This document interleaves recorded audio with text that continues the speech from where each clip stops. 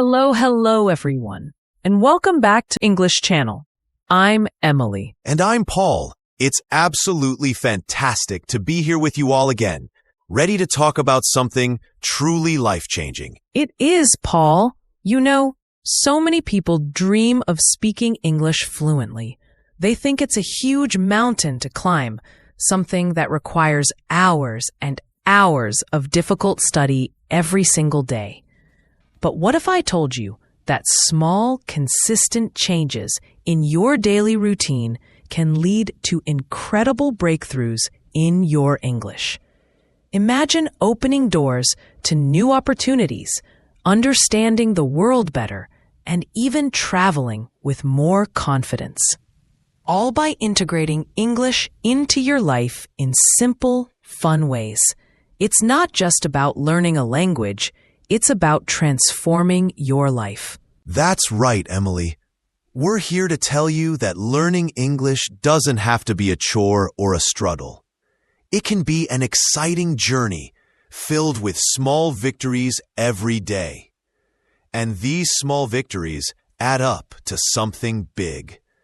And before we dive deeper into these amazing tips, if you like what you hear today and you want to truly change your English journey, please remember to subscribe English Channel.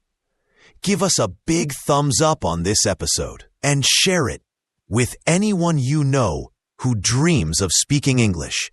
Your support helps us reach more people and bring more life-changing content to you. So, Paul, let's start by talking about why English is so important, not just for learning, but for life itself. Why should our listeners be motivated to make these small changes? That's a great question, Emily. English is more than just a language. It's a global connector. Think about it. English is spoken in so many countries. When you learn English, you can talk to people from all over the world. Imagine making new friends from different cultures, understanding their stories, and sharing your own. It makes the world feel smaller and more connected. Absolutely. It opens up the world. And what about for work? For work, English is a game changer. Many good jobs, especially in international companies, need English. If you can speak English, you can get better job opportunities, maybe even a promotion. You can communicate with colleagues and clients from other countries. It can mean a better salary and a more exciting career path. It gives you an edge, a real advantage in the job market. That's a huge benefit. And what about when people travel? Oh, for travel? English is a superpower. Imagine traveling to almost any country and being able to ask for directions, order food, talk to people at the hotel, or just understand signs. It makes your trips so much easier, safer, and more enjoyable. You don't feel lost or confused. You feel confident and independent. You can explore more deeply and truly connect with the places you visit. Yes, no more pointing at menus or using complicated translation apps. And what about access to information and entertainment? That's enormous. A huge amount of information on the internet is in English. Think about books, articles, videos, podcasts, like ours, even academic papers. If you can understand English, you have access to so much more knowledge and different points of view. And for entertainment, imagine watching your favorite movies and TV shows without subtitles or understanding the lyrics of your favorite songs. It makes everything richer and more engaging. You can truly appreciate the original art. It's incredible how much of the world's content is in English. So these small changes aren't just about learning words. They're about unlocking a better, richer, and more connected life. Now let's get into the how. Okay, Let's start with our favorite and easiest one, music. Yes, everyone loves music.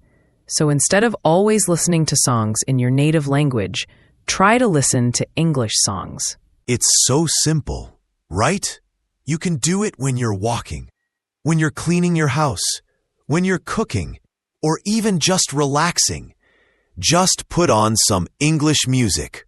And don't worry if you don't understand every single word at first. The goal here is to get used to the sound of English, to hear the rhythm, a pronunciation. Your ears will start to get trained. Maybe you'll catch a few words you know. Exactly. And a pro tip here, find songs you really like. If you enjoy the song, you'll want to listen to it more. After a few listens, you can try to find the lyrics online. Read them while you listen. You'll be amazed how many words you start to recognize and learn. It's like a fun game. And singing along, even if it's just mumbling, helps with your pronunciation and fluency. It's like a secret language lesson. Next up, TV shows and movies.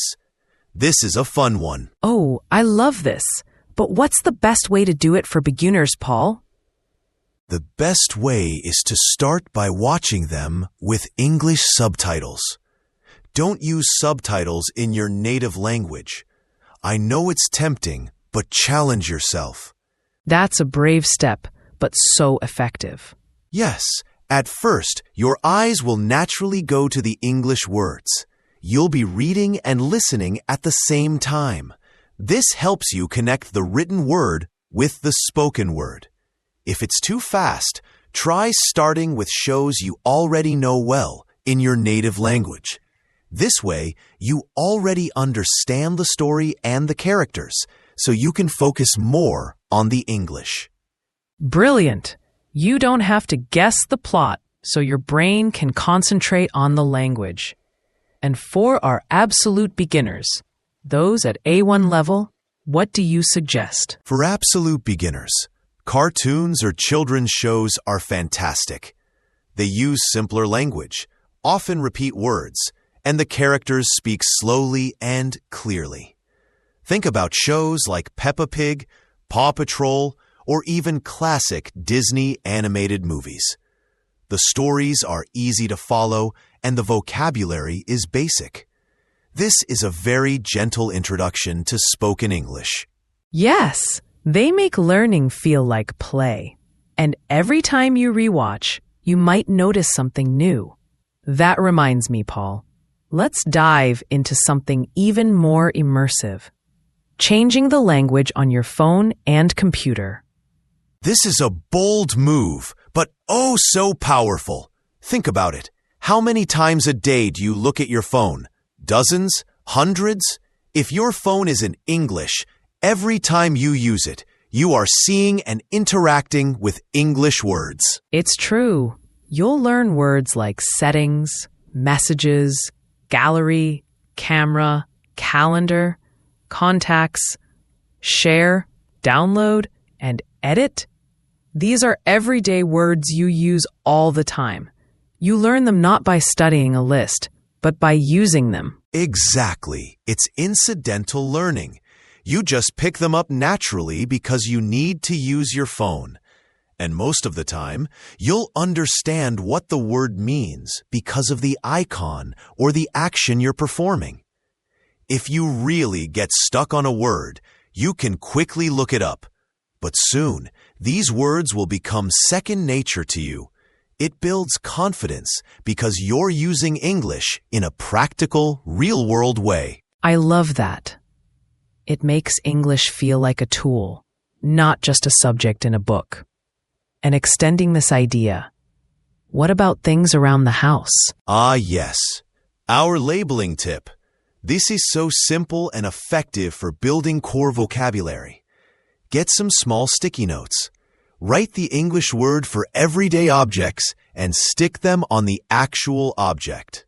Like putting door on your door, chair on your chair, table on your table, refrigerator or fridge on your fridge, Cup on your cup. Precisely. Every time you walk past the door, you see the word door. Every time you sit on the chair, you see chair. And the best part? Say the word aloud when you see it. Oh, there's my bed. I'm turning on the light. This connects the word to the object and the sound of the word, helping your memory and your speaking muscles. It transforms your home into a personal English immersion environment. It's like having flashcards everywhere you look, but even better because they're on the real objects. Paul, this next one often makes people laugh, but it's incredibly powerful for building fluency. Talk to yourself in English. Yes, it might feel a little strange at first, but it's a fantastic way to practice. When you are alone, doing daily tasks, just describe what you are doing in simple English. So, like, I am making coffee. I am brushing my teeth. I need to water the plants. Exactly. Even if it's just one or two simple sentences, this helps you practice forming sentences, connecting words, and thinking in English without the pressure of a conversation with another person. There's no judgment, only practice. It builds your confidence for when you do speak to someone else. It's like a secret rehearsal for your English performance. It really is, and it helps you identify gaps in your vocabulary. If you want to say, I'm cutting the vegetables, and you don't know cutting or vegetables, that's your cue to look them up. And related to that, try to think in English. This is a higher level of talking to yourself, but it's very effective. When you're just thinking about your day, try to formulate those thoughts in simple English. Like, I am hungry. What should I eat? The weather is cloudy today. Yes. Or, I need to buy milk at the supermarket. I hope my friend calls me soon. It pushes your brain to process information in English, not just translate from your native language. This is where real fluency begins to develop. It's like doing mental push-ups for your English brain. So let's talk about reading for pleasure. Many people feel intimidated by reading in English. They think they need to read complex novels, but that's not true. You can start very, very simply. What do you recommend, Paul? I recommend children's books. Seriously, they are designed for young native speakers, so they have simple vocabulary, repetitive phrases, clear plots, and often wonderful illustrations that help you understand the story. Books like The Very Hungry Caterpillar or Green Eggs and Ham are fantastic starting points. That's a brilliant idea. And they're fun. You can find them easily online or in libraries. Another great option is Easy English News websites. There are many online resources that rewrite daily news articles using simpler vocabulary and sentence structures for English learners. This way, you stay updated on current events and practice your English at the same time. You learn about the world while learning a language. That's incredibly practical.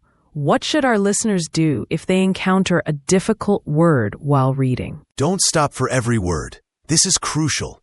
If you stop and look up every single word, reading becomes a chore, not a pleasure.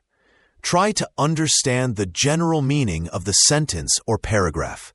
Use the context, the words around the difficult word, to guess what it means. If a word appears many times or seems very important for understanding the main idea, then you can look it up. But the goal is to enjoy the reading experience and build your comprehension, not to translate every single word. Yes, it's about building a habit of reading in English, making it enjoyable so you keep doing it. Consistency is key. Emily, One of the most powerful and motivating small changes can be to find an English learning partner. This might sound like a big step, but it can start very small. Exactly. Maybe it's a friend from your school or workplace who is also learning English. You can make a pact. Let's speak just 5 minutes in English every day. Or, let's send each other 3 messages in English each day on WhatsApp. That's a fantastic idea. Even short, simple interactions can build confidence and reinforce what you're learning. You could ask each other, "How are you?" "I'm good, thanks." "What did you eat for lunch?" "What are you doing this evening?" And the great thing about learning with a partner is that you are both in the same boat. You're both learning.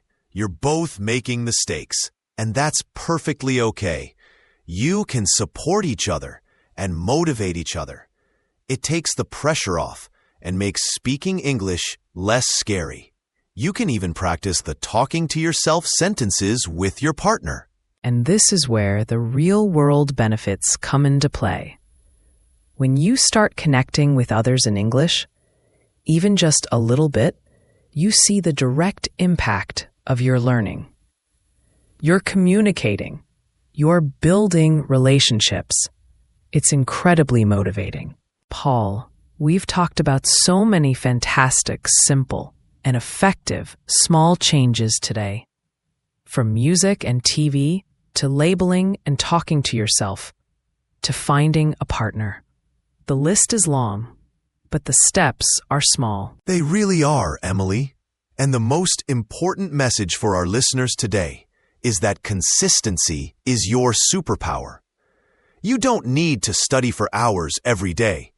Even 10 or 15 minutes of these small English activities, done consistently every day, will lead to incredible progress over time. Yes. Imagine if you listen to one English song, watch 10 minutes of a show with English subtitles, and change your phone language for a week. You've already had so much exposure to English. It's like planting a tiny seed every day. Eventually, it grows into a strong, beautiful tree. And remember why you're doing this. It's not just for a grade or a test. It's for your future. It's for new opportunities, for better jobs, for amazing travel experiences, for connecting with people you never thought you could, for accessing a world of knowledge and entertainment. Learning English is an investment in yourself, an investment in a richer, more fulfilling life. That's so true, Paul. It's about opening up a whole new world. And these small changes make that world feel achievable, not intimidating. Every little effort brings you closer to your goals. Be patient with yourself.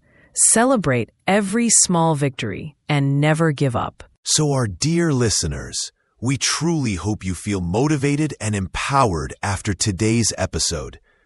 We really want to know which one of these small changes you're going to try first.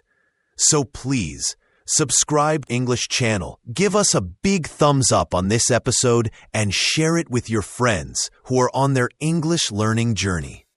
Let's build a community of English learners together. And most importantly, leave a comment below and tell us, which small change will you implement this week to improve your English and open new doors in your life? Will you try listening to English music, changing your phone language, talking to yourself, or finding a partner? We can't wait to read your comments and cheer you on. Thank you so much for being with us today, everyone. Keep practicing, keep making those small changes, and keep dreaming big. We'll see you in the next episode for more English adventures and more ways to transform your life. Bye for now. See ya.